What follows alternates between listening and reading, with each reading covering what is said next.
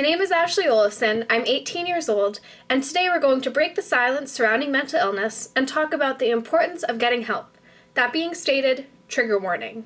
The most important thing I hope you take away from this video is that there is absolutely no shame whatsoever in 1, having mental illness, and 2, reaching out for help when you need it. Let me introduce you to the blunt reality of today. Mental illness, or rather a condition that impacts a person's thinking, feeling, or mood and may affect that person's ability to relate to others and function on a daily basis, is extremely common. In fact, 1 out of every 5 people will experience a severe mental disorder at some point in their lifetime. I've done a lot of workshops, and I can tell you from a first-hand perspective that so many people are dealing with anxiety and eating disorders and depression and so much more. Yet despite the fact that nearly everyone is affected by mental illness, we do this awful thing where we don't talk about it. And instead of talking about mental illness, we associate it with a great deal of shame. And for boys, the shame is especially bad because boys are always supposed to be tough and strong and unwilling to accept help. So I'm going to break that silence to prove to you that there really is absolutely no shame in reaching out for help.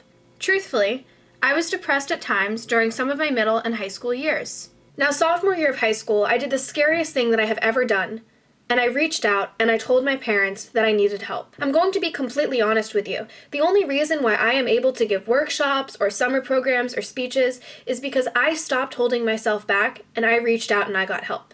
You don't know how much you're capable of, and you don't know how much potential you're restricting until you get help.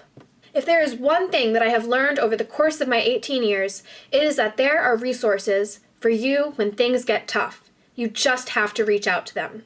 Take a minute and think about people that you can talk to when your life is not going so great.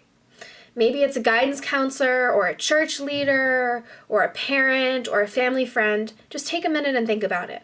If you think that there's a chance that you have an eating disorder, or depression, or anxiety, or a learning disorder, or anything, it is important that you recognize that it is serious and it is worth getting help for. I want you all to consider reaching out for things that are even just heavy on your heart, things like grade stress or friend drama. You don't have to have a life-threatening situation to go talk to someone. If something is weighing you down, just go talk to someone. You'll feel better. In middle school, I was uncomfortable with the thought of going to a guidance counselor, but luckily by high school I changed my mind.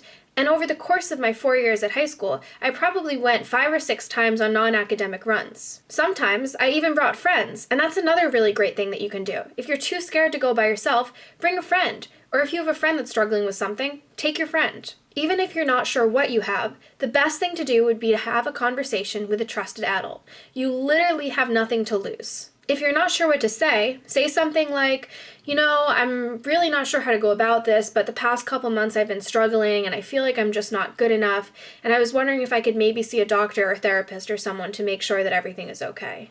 And once you speak up, it might take you a couple tries to find the right thing for you, and that's okay. Different things work for different people. If it isn't working, try something or someone else. And you have to save yourself. People can be there to help you and support you, but at the end of the day, it's you that needs to make the decision that you want to go through recovery.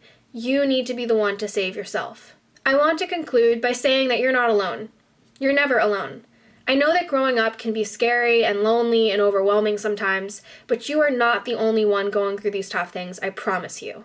If you ever need a resource, I am always here to help you out and to be a friend and to listen to whatever you're going through. And I'll help you get professional help. Thank you so much for watching. Please make sure to share the video, like the video, please subscribe to me, and please leave comments of videos you'd like to see in the future. Thank you so much for watching.